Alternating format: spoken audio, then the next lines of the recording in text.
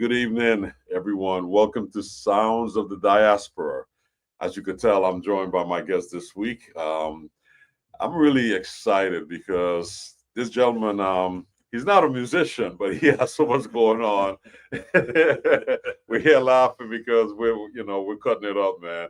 I'll just jump into it, man. Please join me in welcoming to the Sounds of the Diaspora, the one and only Mr. Peter Baily. Dion, man, it's an honor to be here with you, man. A legend in the music landscape, man. Yes, sir. Yes, sir. Yes, I'm sir. happy to converse and get it going. Yes, sir. We've been talking about this for a minute. For a minute. My schedule, your schedule is kind of, up and out of place. So, but we're here. We're here. So our audience, they join us. They like to hear music. They like to follow the musicians and stuff. But you're not a musician. You're a journalist. Yeah. You're a CEO. You're an entrepreneur. You're a filmmaker. You're a producer. You're a businessman. And you're a mentor in our community. You've done. You're doing all of these things. And you go back and forth from Florida, St. Thomas. Before we jump into all of your professional accolades, let's talk about Peter Baily growing up in the Virgin Islands. Ooh. It's funny you say that. Because St. Thomas, I tell people when I was a child, Dion, I didn't understand the advantages yet, right? Because I'm on an island, and I remember I was always a dreamer. And I tell people all the time, I grew up to become the person I dreamed of. Right.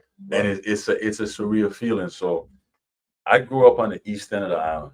So as a child, I would walk. There was this little area. I'm not going to say because I don't want everybody discovering my little section of the island. But it's a jagged coastline on the east that's protected. It's not commercial. So no one goes down there. You got to hike through the hills. Right. And I remember Dion sitting on that beach and just dreaming. Right. But I used to look out. I used to pretend to see New York, pretend to see Los Angeles, pretend to see all these places that I think creatively could have connected me to my dreams. Right. But I will say what's cool about St. Thomas is a pressure cooker, man. If you think about St. Thomas, pound for pound, we have people in the jazz world, we have so many people in different arenas that have reached the pinnacle of their craft, whether it be sports, music, me and media, film. And with this little island that's 32 square miles with how many people, right? Right. So it's like, I tell people all the time, we're geographically located in the center of the West Indies. Right on that court. Right. So it's like a magnet. My father came from Trinidad and my mother came from Anguilla, like a lot of people, because St. Thomas is like the New York City, the Caribbean, of Eastern Caribbean for opportunity. So for me growing up, it was just a fusion of living in, I don't want to be too political, Dion, but I will say it was bittersweet because we are in a paradise per se, but I can't say economically or I didn't experience the paradise.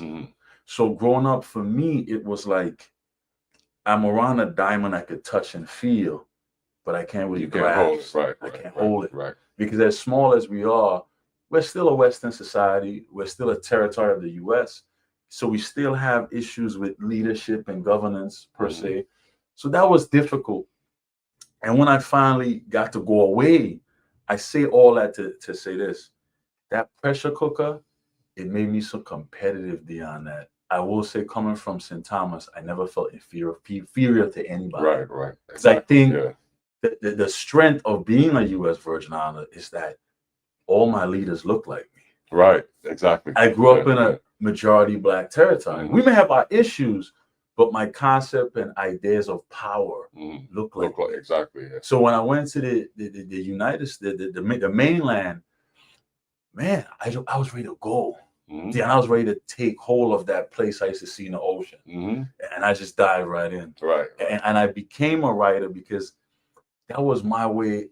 When I wrote and when I told stories, I could go to the place I envisioned. And that's how I became a writer. Beautiful. To escape my environment, just to dream. And that's how I became a storyteller. And that's great, man, because talking about the pressure cooker environment, one of the things that I noticed immediately when I left home the resources and the creativity that we have here. Oh, So man. for me, I came home. I left in 1985. I came home every year.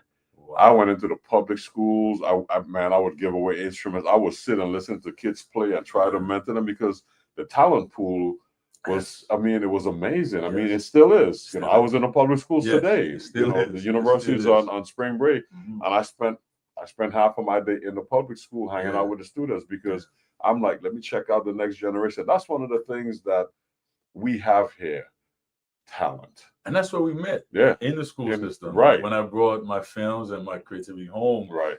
It's like, you got me. Dion is just connecting what you did with our kids, connecting them to the jazz world. It's profound. Right. You know, it opened them up to a different perspective. Right. It gave kids a different alternate vision of success beyond sports and the stereotypical. Right. Well, I've felt that it was my duty because, again, we are a U.S. territory and we smack in the middle of the Caribbean. But it's not like if we were in, say, Georgia, the resources we will have would be amazing because if someone you wanted to, you know, introduce your kids to a playing in D.C., you could just, hey, it's a 5-hour drive or a 3-hour drive, but let's drive there. There's the limitations are not that great, but here we got to get on a plane. We got even with a St. Croix cost. Exactly. So if you're not economically sound, the resources you need to be proficient on a certain level are limited. And going back to you dreaming, just like you had your little space, I used to go to Brewers Beach at least 3-4 times a night and say the same thing, man. I can't wait to get to New York. I can't wait to get to New York. Yeah. But again, dreaming is something that I think we have in common. When we connected, you and I sat down. We just spoke, man. For hours. It's different ideas. For hours about different ideas. But that's great. You're doing it now, and you have this connection with the Virgin Islands. Yeah. And I'm gonna get to, you know, what happened during the hurricanes, but before that, you started coming back home and you started going into the schools. Yeah, you were talking with Sheba Schulte, the junior high. Right, you was talking to the Department of Education to do that. What was that about? You know, trying to come back and give back. I remember being at Ivani Durkin, and let's just say Ivani Durkin was not. It was the lean on me school. It was the black sheep. You know, it was that's the kids that they might go rob somebody, but. I remember being in school, in the classroom, feeling like, yo, I got talent. Like I'm a special kid. Right. And I remember being upset, feeling like there's no way for me to connect to where I'm trying to get to. And resources. You're talking about resources. And I had a lifelong dream. If I ever become something, I'll be that bridge for a kid. That I didn't have. Right. So this has been a lifelong dream. My dream has always been, you know, when you make it out, it's like this. I look at life like this. Say we're all in the desert, Dion, and we're all family or friends or tribe. We're in the desert starving for water. And when we're parched, one of us makes it out. The duty is for me to come back and bring that water. That's the duty. Right. You know, I don't believe in this thing of, well, Peter, I had to suffer, so you got to suffer too. No. Life is, and I think the Caribbean culture, we got to work on that. I was getting ready to say. We have to work on mental. Why is that? Why is that? I think as Dion, we're operating from a sense of scarcity in the Caribbean, not from a sense of abundance. Right. You got to remember, when have we thrived as a people? We've just been constantly surviving. Right. So when you're constantly surviving, everyone is a threat. Everyone has to, if I give you a little bit too much, might take away from the little I have. But let's shrink the numbers. And that's something we have to learn. And you just hit it. So many people from the Caribbean have made it. And I've seen them on the mainland. They've come to my shows and they say, I ain't going back home. Because I'm not interested. I'm not, but it's not even that. Like you say, if you're in the desert starving and you make it out, you have part of your duty is to come back. And so many folks I know, there's like, I'm not, they say, I'll come home for a funeral. Yeah. I'll come home for a reunion, but that's about it. I have pairs that have not been home in 10 since high school. Right. And I tell people this all the time. Los Angeles was a desert.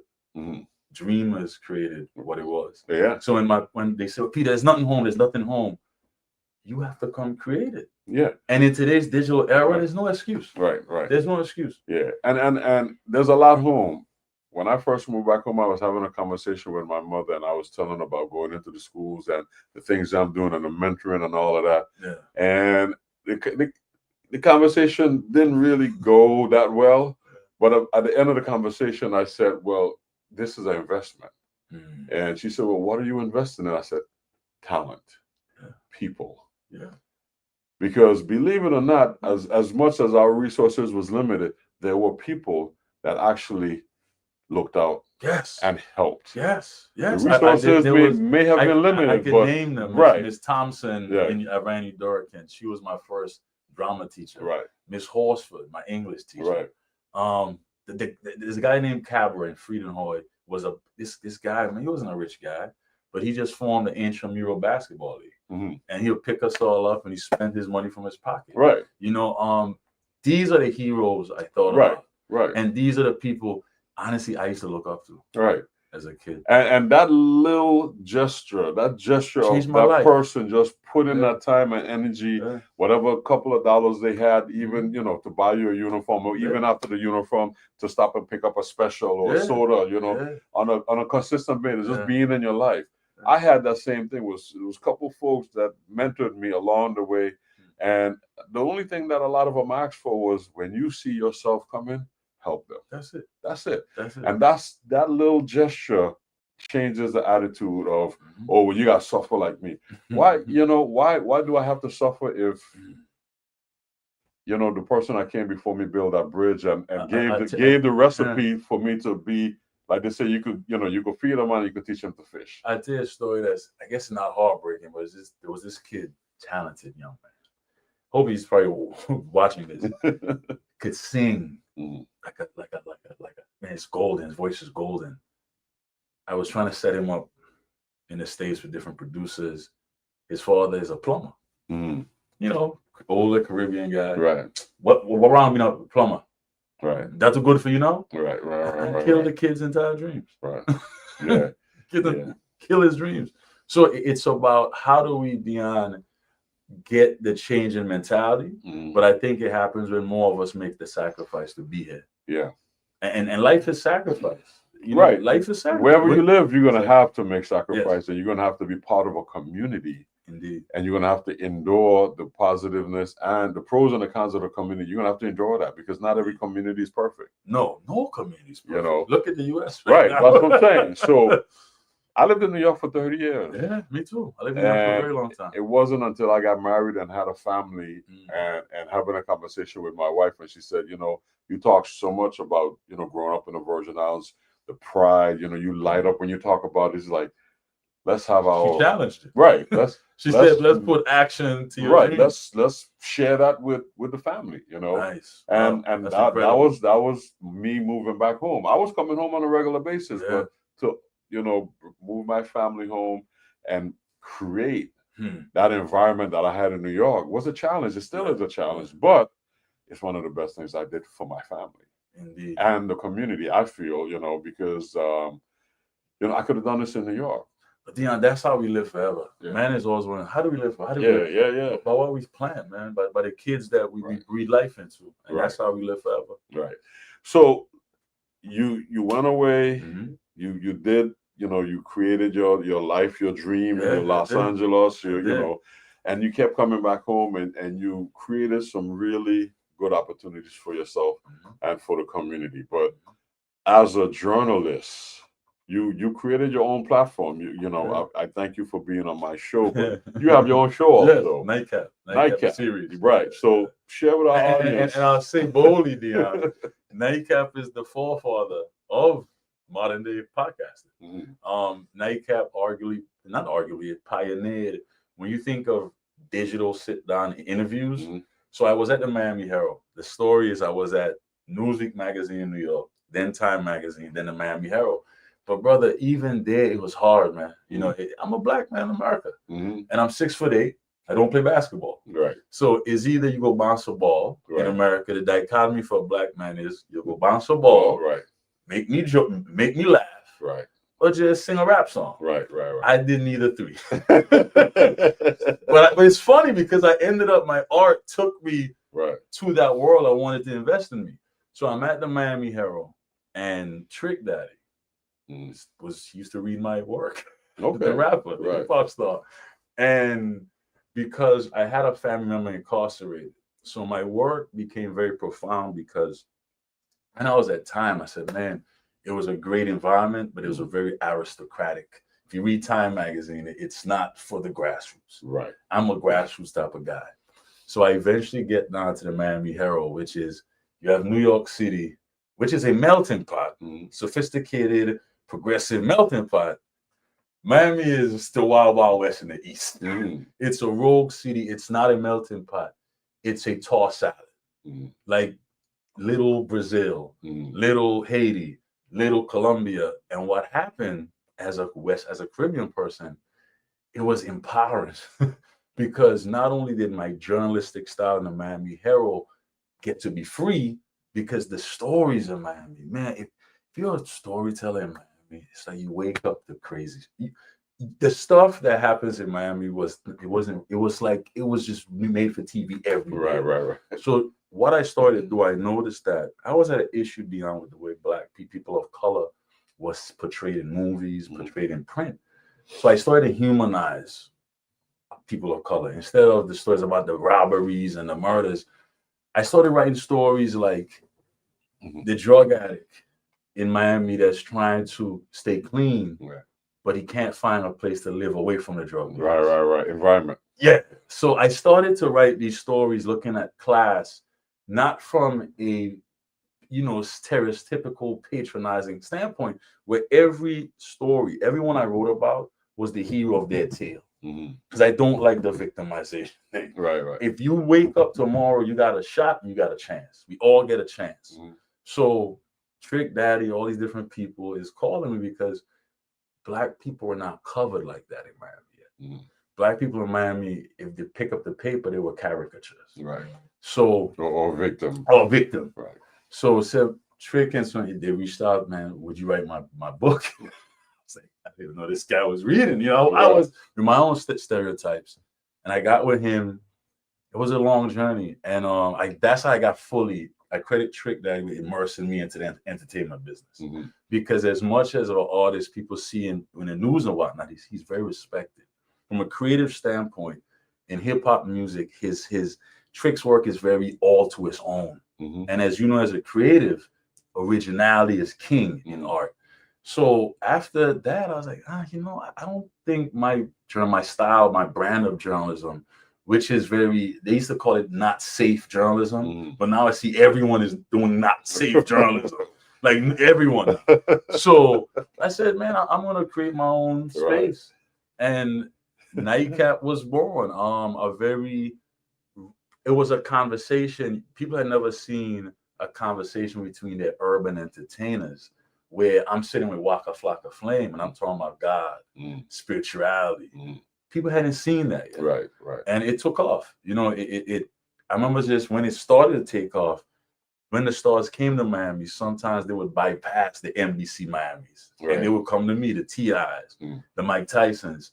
And it just took on a life of its own. Right. Well, I saw you did Mike Tyson. You had a couple other folks up in there that are leaders in their community, man. So my new episode is with Rudy Giuliani, right, which I'm taking a hit for, but that is what I do. Right. I want us to challenge the way we think and perceive the world, because I don't think we don't hate each other, Dion. We don't know each other, and when you don't know, there comes that fear, uncertainty, and immediately like I'm not interested, Exactly. And then it's even hard to sit down and have a conversation because what you perceive is what you bring to the table versus just sitting down and having a conversation. And the world is so divided right now. Oh man, it's ridiculous. But you shared that Nightcap video with us. Yes. And let's share it with our audience so they could actually see what your platform is about. Yeah, Nightcap video. Let's check it out.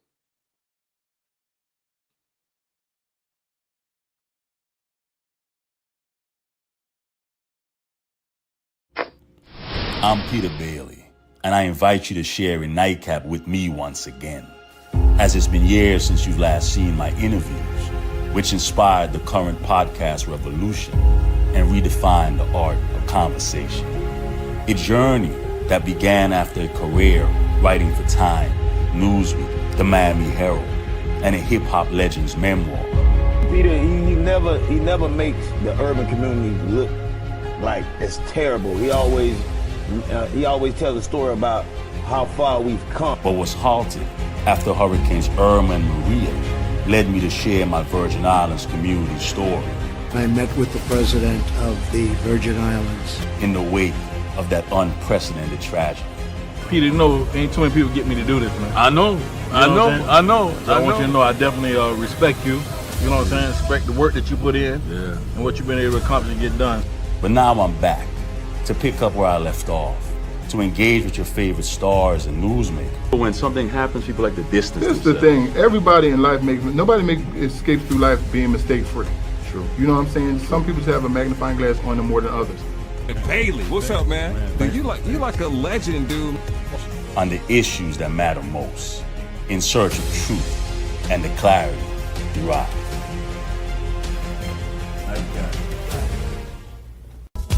Just real people, real convo.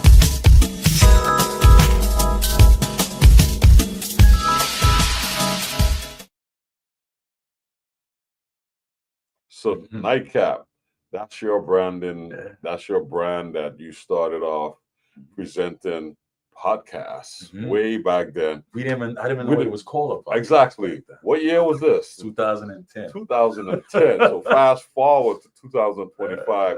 The world is now presenting podcasts and all that. You were onto this way before, and you had everyone from, like you said, all the rappers, Mike Tyson, all of these folks on there.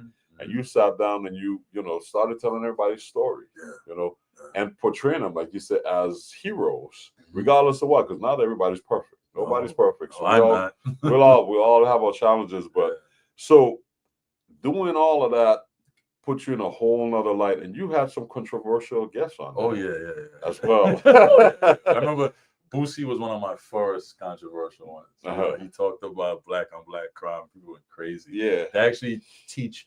There's a lot of universities that started teaching that interview in their media classes. Okay. The interview with me and Boosie. Right. Well, that's one of the things that I think we as a community, we as a people, every race need to sit down and look at their race and what's really happening. I mean, when you talk about the gang culture and all of that, the gangs are just killing the gangs. Nobody's coming and killing they're killing each other, Indeed. And that's something that we don't want to address. That's why I got with the musicians, man, because they're the voices of the community. And it's funny, I got on some records. Yeah, Trick one night called me in the studio, so me and him have a record. Okay. I was a little surprised. Okay, I didn't know that. Okay. And then I got a new record with JT Money. Okay. I'm opening his album. So I do Man, I've been around so many musicians. They're like, Peter, get in the studio and do some spoken word. Right. So unspoken words is huge. Powerful. It's huge. It's powerful. Yeah, it's man. powerful. So that's something. Keep doing that. Continue to do that. But well, I'm gonna just take the time to thank you again for being on my radio show, my podcast, because you were one of the pioneers doing this and set the tone. Even though, again, our platform is about musicians and their story and their music, but Sounds of the Diaspora to me is not only about the music, it's the voice. And you have really, we get ready to show this other video, but I'm smiling because this is a controversial one. What I admire about you is you don't take sides. You just tell the story. That's it. And in order for you to understand what bad is or what good is, you have to visit both sides. So the next video we're gonna show that you It's the recent shared episode, with us. The most recent Nightcap. This is the most recent Nightcap. This is the reboot. This is the second chapter. The second chapter. So tell us who the guest is going to be. None other than Rudy Giuliani. Rudy Giuliani. America's mayor. America's and mayor. Donald Trump's partner.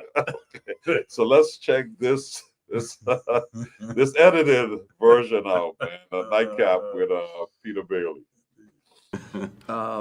The mafia and the Harlem, particularly the Harlem blacks, had a terrific relationship.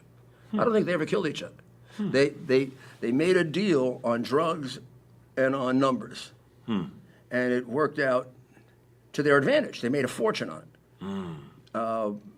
But I put them all in jail. I mean, they may have been friendly and I had a good time in jail, but they all went to jail. So I was very, very aware of it. And maybe as an Italian who had to deal with the mafia, I never felt that blacks were particularly bad.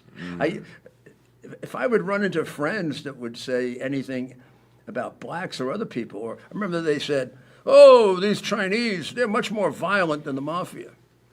I said, "Yeah. Did you ever meet Vito? Vito chopped up 49 bodies. What do they do that's worse than that?" Well, okay. Yeah. But I think that somehow in America, and maybe it's because of slavery and the way it played out, we tend to think in race too much. A little bit too much, yeah. It's an addiction. I have this saying that, and it's unrealistic because we're not that different. We're actually, I can sometimes say I find myself, let's take it out of white black. I find myself more like, on some things I'm more like a guy who's French or a guy who maybe has a British background. And on some things I'm more like a black guy or more like a Puerto Rican guy. And on some things I'm more like and there are black people I like better than Italian people. I just think and there are German people I like better than French people. I mean, I'm human first, but I realize, I'm coming from the Caribbean, and when I moved to the mainland, color. So I tell people, look, I guess you guys want to call me a black man. I got to make it a beautiful experience. Yeah, right? That's how I look at it. Yeah. Walking.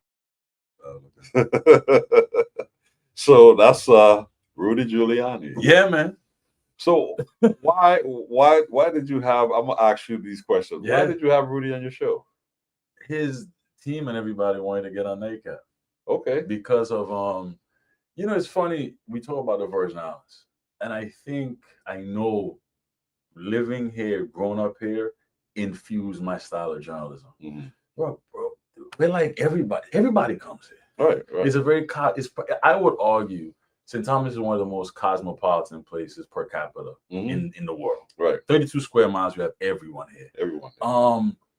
I had Giuliani on the reboot of Nightcap because Nightcap is about looking at the issues, the real issues that's facing the world.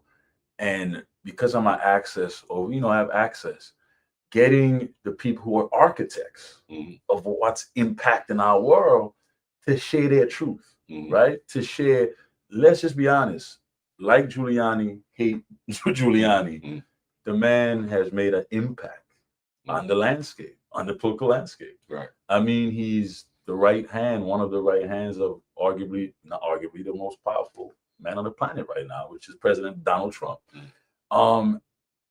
Especially as black people, I will say beyond. And I got into it on social media today about this. I'm a free black man. You will not tell me who I can sit and who I can talk with. Right. I think the problem in America, black people are not people. We're caricatures. We're either, what I faced in my career, Dion, is he doesn't say, "Oh, the white man's on my neck." He's not a victim. He's not saying that. But then if you're racist, he'll knock your head off. So they don't know what to do with me. In the American paradigm, as a black person, you're either this total sellout, right, who has no regard for your own people and respect, or you're just a victim. Right. And I'm neither. Well, you said it on the interview. You said, I'm a human being. Yeah. Let's start with that. Let's be that. humane with each other. And as an interviewer and the host of your show, you bring somebody on, you bring them on to tell their story. Because again, we're going back to, if you have that information, then you can make a decision for yourself. So we may see, someone like a Giuliani, but they don't know him. Way. We don't exactly. Him. So here's a platform to get to know him. And then once he tells his truth, then you can make a decision for yourself. And that's what a lot of people miss. And like you, growing up in the Virgin Islands allowed me to be that way because we didn't grow up with the racism No, we didn't. as other people did. Color wasn't. I'm not gonna say we don't have issues of colonialism and color, but when I was growing up, remember we're a black majority, right? So that's kind of obsolete in my mind growing up. Right. Maybe there's more layers to it as well. Our folks who are theorists and academics, well, Peter, look at colonialism and as a kid growing up. Right.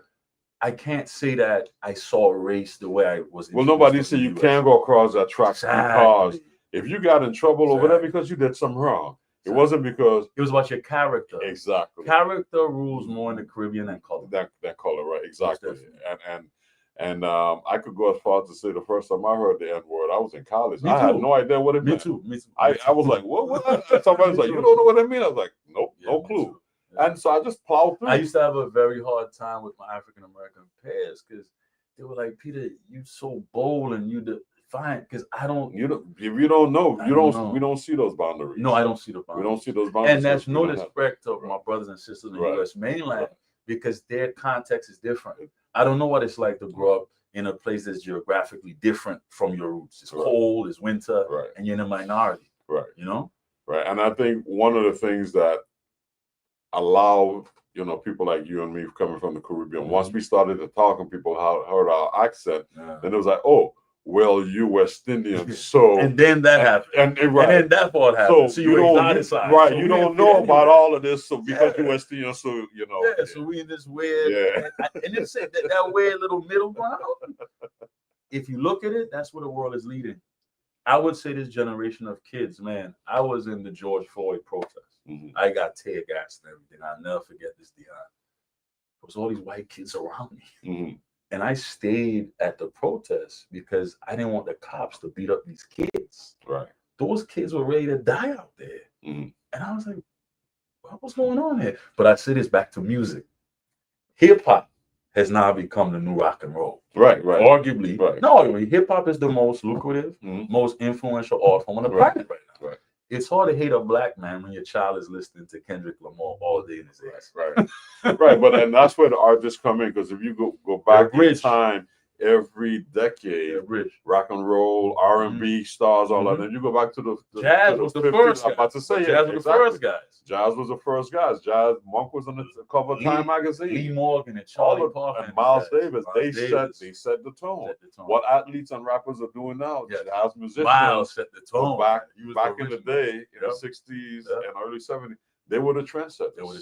And then the rock guys came, and of course you had the Elvis Presleys and those folks. But as far as the average American, they were the trendsetters. So that's what folks are listening to now, and that's what they're going to follow. And this younger generation is seeing, like you said, they're seeing things differently because they're not as political as folks in the past. Because they're in the information age, and you can't just tell these kids anything. Right.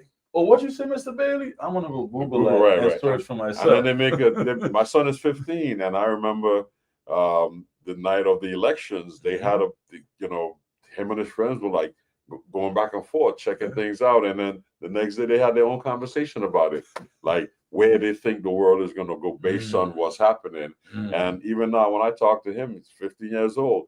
He's saying things that a lot of adults don't understand because of the information. Our elders are not connected to the internet. They're not connected to social media, so they are misinformed lack of informed with a lot of things. One of my favorite things now, Dion, is taking my mom to church on Sunday. And I'm a God-fearing man, but some of the stuff that's a little outdated. And I look at it like just how the world has changed. Like everything is becoming different. And I credit creators with that. It's a bold, exciting world, but that's why I had Giuliani. And furthermore, let's just be honest. If you look at the Giuliani episode, I challenged him on the political status of the Virgin Islands. I said, hey, what's going on? Right. And he agreed. He said, look, symptomically, the VI has been forgotten. And I may say something controversial, but I'll say it. We're in the U.S. Virgin Islands. The beauty of being a territory is that we don't fit anywhere. So we could look at the American landscape and pick whatever narrative from it we want. Right. And I tell people, I said this in the Giuliani interview. I always say this. because we've been geographically isolated and exist in obscurity, there was a plus to that. We haven't been tainted. Yeah, so we could create whatever slate we want. Right. My issue is, Dion, why do we force the U.S. narrative upon ourselves that's not the one that's most empowering? Right. That's my issue. Right. And I agree with you. That's a conversation to have with our leaders. Yeah. You know, and that's something that folks need to seriously look at, because I personally think there's the talent that's here, and I'm not just talking about music talent or creative talent on any level. The leaders, we lose our leaders, they go away to college and they never come back because the opportunities they see up there and that they get, come back home, they take a pay cut. Then the resources are not there. As far as the colleagues is a whole nother level. I mean, when you sit down to talk with another journalist on your level, there are issues, the conversation you can have versus the local news or the local gossip. It's a different tier. Yeah, we're having issues with that. Yeah, we have I'm adjusting to the fact that I don't think we have journalism per se. I hope I don't get in trouble. We have gossip. well, but it's what's being presented. But I mean, I know some folks, some journalists here that's doing a good job. They're trying, and they struggle with it too, because the resources that they get or the conditions they have to work under is just really challenging, And so these are the things. If we just up the game a little bit, we could be more competitive. We could be more competitive because, like you said, you left here, you left the Virgin Islands, you were so competitive. Doors open. I was the same way. I was kicking down doors, man. Yeah. You couldn't tell me I didn't belong at the table. Oh, I'll just make my own table. Exactly. That's what I did. Oh, you don't want me at your house? Exactly. I'll build a house. But then you become a problem because you just want to do it your own way. And there's nothing wrong with that. Rockefeller did it his own way. Right. And set a standard for a whole lot of different things as far as investing. The winners do it their own way. Exactly. And everybody loves a winner. Yes. Everybody loves a winner. Especially in the US of A. Especially in the US of A. So how long have you been back home now? Oh man, it's been about 6. My mom had a stroke, as you know, in August. And thank God I was home for that.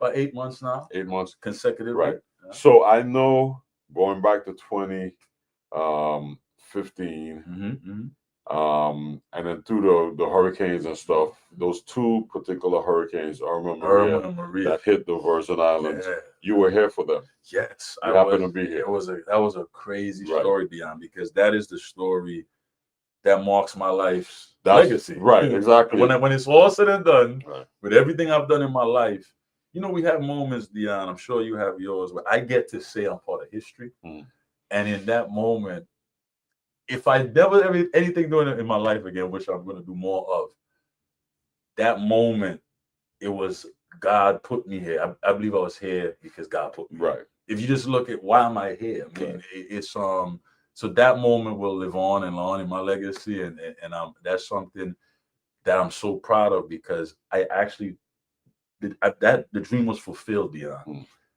I took my talent and I poured it into home. Right. And I became of use to at that time, June, the devastation that we had, because I remember reaching out to you. Yes. And you were running around. You were like, country, getting people to drive you through here, and this neighborhood was shut down. Nobody knew our story. Our story couldn't get told. And you got some of the, the elders in the community to come out and talk about, what was happening. And then once you got all of that footage together, you compile it into a beautiful film. Thank you. And then you toured the world with it. Yeah, I did. You went on the road. I went on the road, brother. I went on the road. Because I remember talking to you. I was you were everywhere. And you're like, D, man, I'm out here trying to get this film out. Yeah. Because people don't understand. I thank you for bringing that up, because so imagine this, Dion. I've written for Time Magazine, Newsweek. I'm produced for NBC. These storms hit. And I'm calling my peers in media, and they're just like, Peter, who cares? Right. So I'm in this moment of, wow, I spent maybe 20 years of my life empowering everyone else's story. Right. And when it was our time, we just got ignored. Because we were talking, and there was commentary coming out of Puerto Rico. It was Puerto Rico. And no disrespect to Puerto Rico, but this is the trend culture we live in. Right. So whoever is popular on the internet is what matters. Right. And I was so mad, but in that moment, when you could do one or two things in that moment, you could use that rage, because rage is what drives greatness. Not what anybody says. Greatness is driven by some problem you wanted to fix. Right. There's something you had to resolve.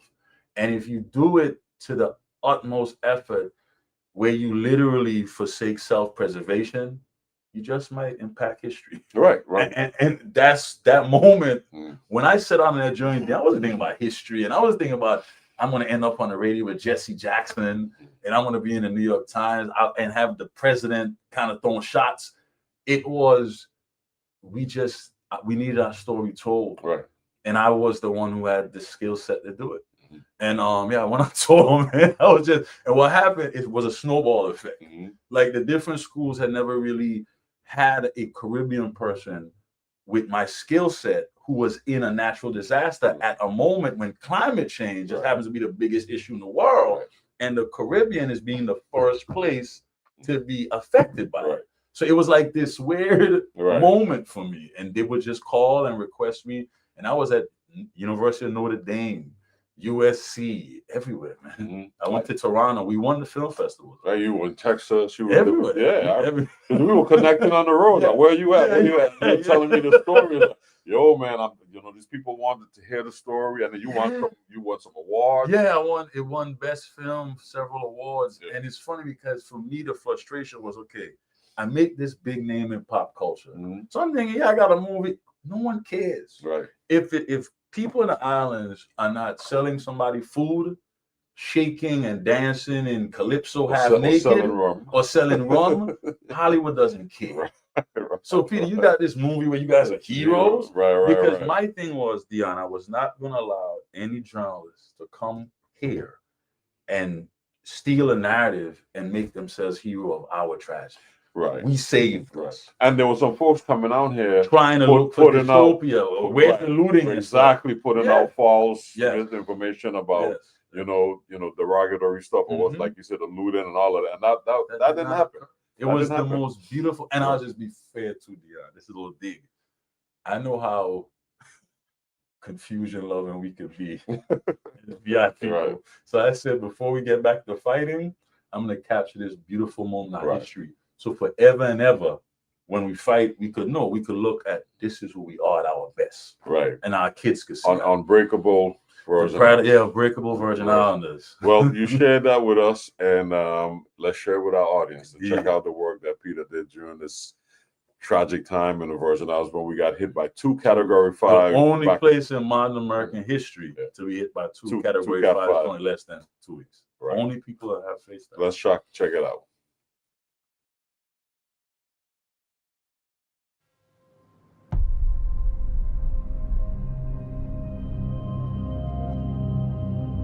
When they first tried to write our story, one that scripted us as mere beasts of burden, our ancestors revolted and changed the course of history.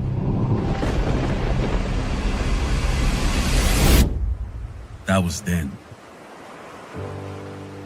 Now, in the wake of Irma Maria and current pandemic, we're once again tasked with redefining who we are beyond just a postcard.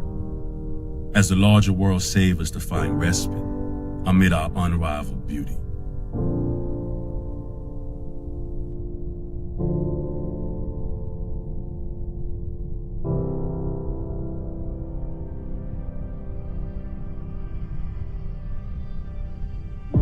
So how do we take the lessons of the past to build a glorious future and not lose ourselves striving to modernize? Because in our islands, good morning means so much more than a text.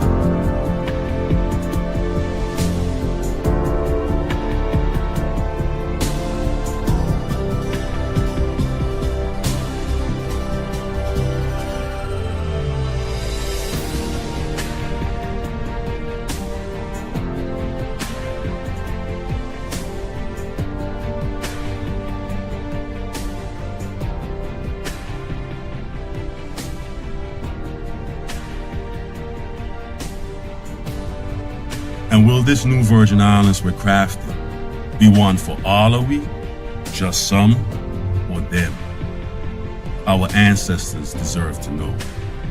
After all, their spirit made us ungrateful.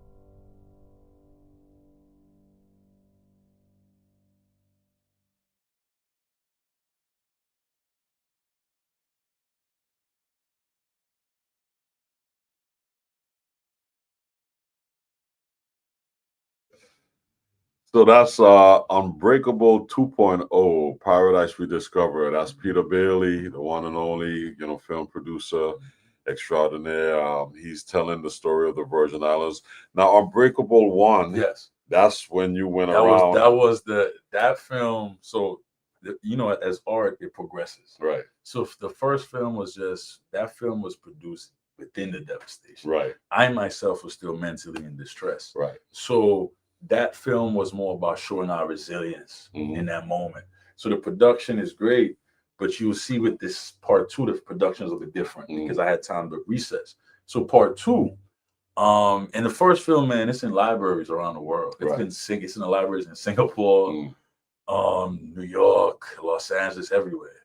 The second film, I did something different. I went on tour with this second film, but I toured the Caribbean. Okay. Because I realized from the first film, part of our issues we have in the Virgin Islands is, and I love America, right? But we're Caribbean people. And I wanted to connect those dots. Right. So for the second film, 2.0 is really saying, okay, we face these hurricanes. We're resilient. Why did this happen? Right. Like, why didn't we have food? Why didn't we have gasoline? Why were we not self-sustained? And where did we get this resilience from? So part 2 goes back in history and it actually details, we reenact Fort Burke, the 1733 revolution, which, Dion, I did not know that was the first slave uprising in the West. In the West. Western, yeah. I didn't know this. So it's funny that you brought that up. This is the first movie that we filmed up there to capture it. Right. Right? And then moving forward, 2.0 is about, okay, who are innovating? Food insecurity is a big issue. So I interviewed one of the people who, it's called aquaponics farming, where they plant in the water. So we're looking at tech at the RT Park. We're looking at how are we going to move in the future and be self-sustained? But beyond, how do we, and I don't have the answers. When I create, I don't perceive to have answers. I ask questions. How will we progress into the new age and be this futuristic paradise, but still we maintain who we are as a people and our culture and tradition? Right. I don't know. So that's what 2.0 looks at innovation. How do we innovate? Because we have to innovate, but how do we do that without losing ourselves? These are the conversations that should be happening now within, it should have been happening, because culture is a beautiful thing, and it's always about, we got to sustain our culture, we have to sustain our culture, but how do we implement that? And how do we live in a new age and make money and be self-sustained and be cultural? Right, and that's a lot of times culture is left up to the culture bearer. Somebody's going to come along and want to sing or do the pronunciation stories. But if it's not a thought about process to be implemented, other islands are doing it. Other islands have a Minnesota culture. Grenada is doing something very unique. So there's a possibility, and you could take that as an example. You don't have to adapt it, but take it as an example. It's working. Have an office of culture for it? Well, we're about to run out of time. We don't have enough time. We don't have time to discuss that. And that being said, culture. You as an entrepreneur and a businessman, you have products out there that you know. So tell us about your new product you just released. So get ready for Peter's Nightcap Coffee. Okay. Over the years, Dion, I've had a lot of different brands want to attach my face to it, alcohol, these different things. And maybe I'm a fool. I'm one of the largest strip clubs in Miami wanted me to be, but I don't stand for that. Right. I don't judge anyone. Right. But I probably pass them a lot of money. But as you progress as an artist, and I'll tell all creatives this, it's called show, business. Right. Please, artists, understand, musicians, creatives, we are in the business of showbiz. I didn't understand it earlier in my career. Now, it's hard. It's difficult to transition into being a business person and an artist, right? And I'm both. So when I thought about products, and I've always been given these opportunities, coffee was presented, and Don Pablo Coffee we call it the Miles Davis of coffee. It's a very high-end gourmet brand, and they align with my value system. So yeah, I have it's Peter's Nightcap Coffee, man. It's what better way to have riveting, connective conversation and inspire than over some brew. Right. Over some so brew. while you're having your show, sipping on something. Yeah, so the new Nightcap set, like if you saw with Giuliani, it's a coffee house. So yeah, we're introducing the brand. We have some great partners covered up. And look, man, Dion, I don't believe in the starving artist thing. A lot of my grandparents like, Peter, you're a businessman, you're an artist. Imagine, why Kanye is so okay.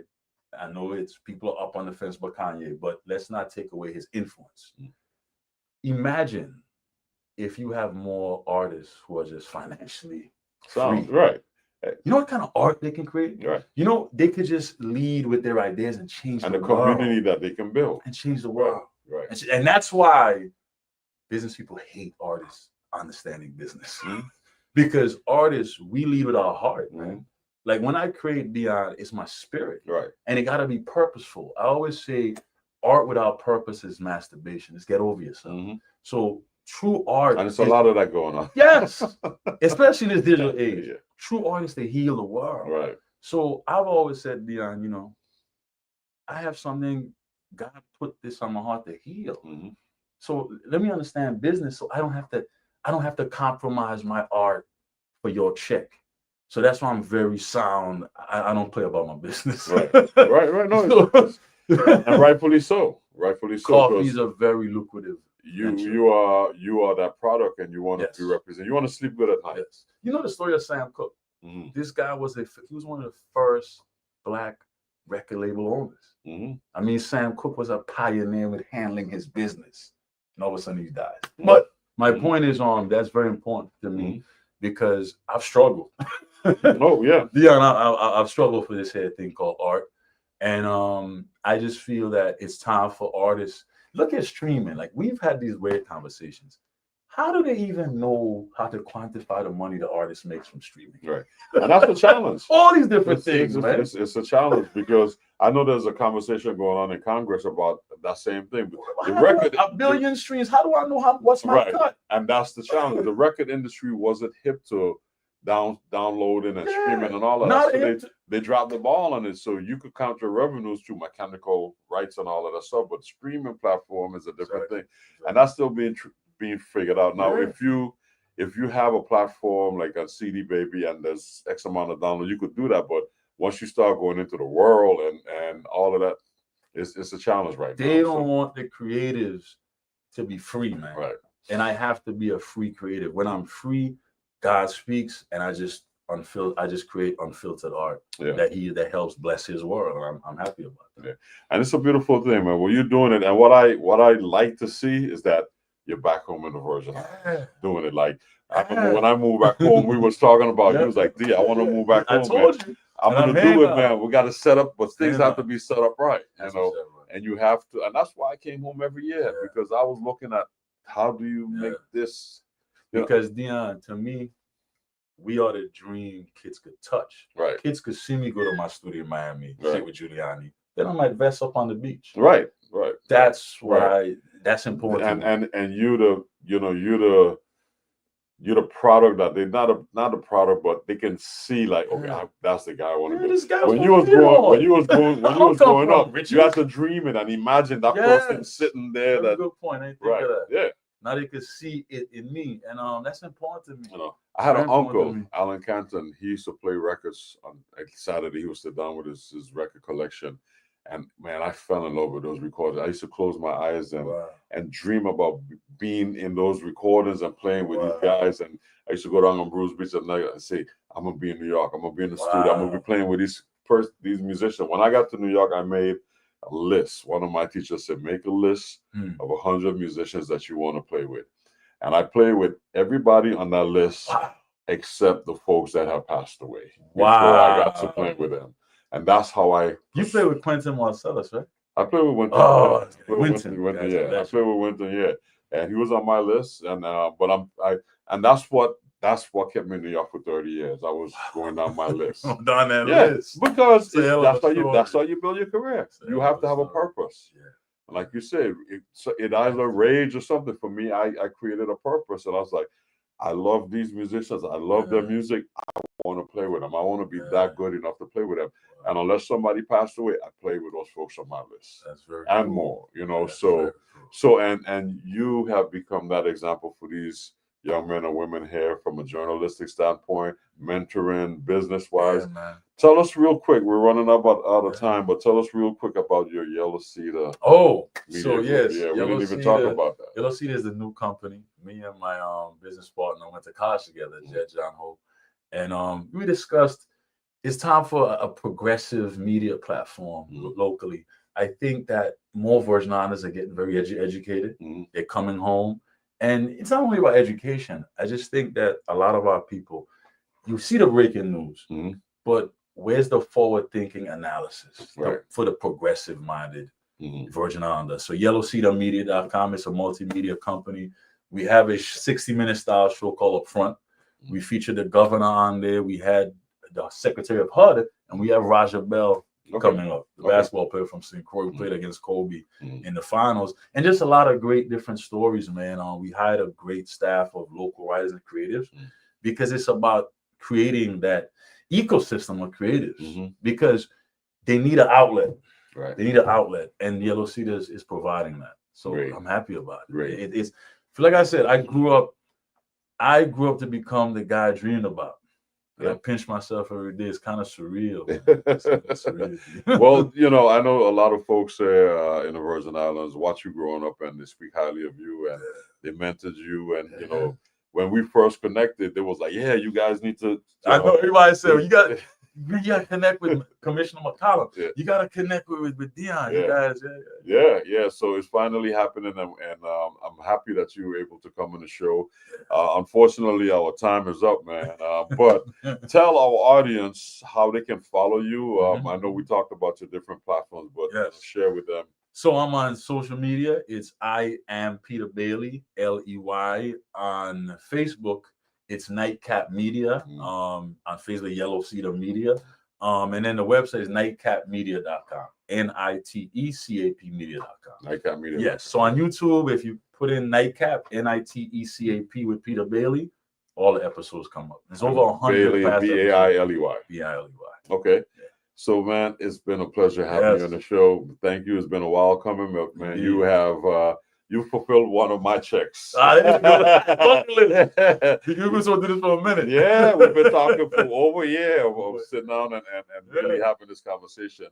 And I know there's other things going on in the community, and we're going to definitely follow up. And as you build and do other things, we hope to have you back on and recap. We're put here to serve. You know, I always believe when speaking of entrepreneurship, people think you come in the world to take. No. Yeah. What your job is. Say that again.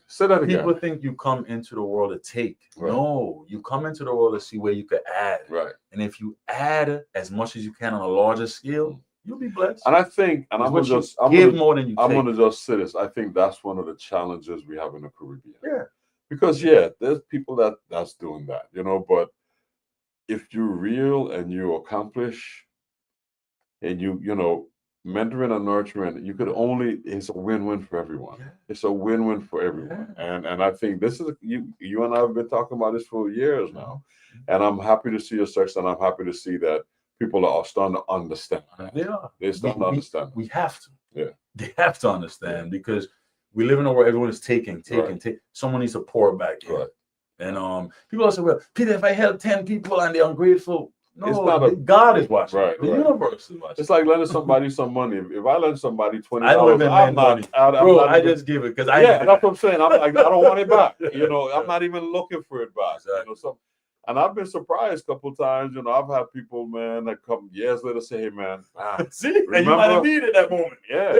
But There you you go. know, give and you know that, and that's what it is. But at the same time, we still have a business to run. We still have, you know, we still have to live. So you have to be realistic with that. But serving the community and the things you're doing, and you know the things that our generation are bringing to the table, and the awareness that we're bringing to the community, I think is going to help to shape things moving forward and be of a positive impact, man. So again, thank you, bro. Thank you. You know, I really Appreciate it. appreciate you, man. Always. I really appreciate you, Be man. like every day, So my brother. this is the one and only Peter Baily, and you know, we have a lot to talk about, but we're gonna end it now. Our time is up, but thank you for joining us on Sounds of the Diaspora. We look forward to you coming back and seeing us next week, and we're very excited for our guest tonight, man. So we really appreciate it, man. So all the best. Take care, everyone. Have a beautiful evening.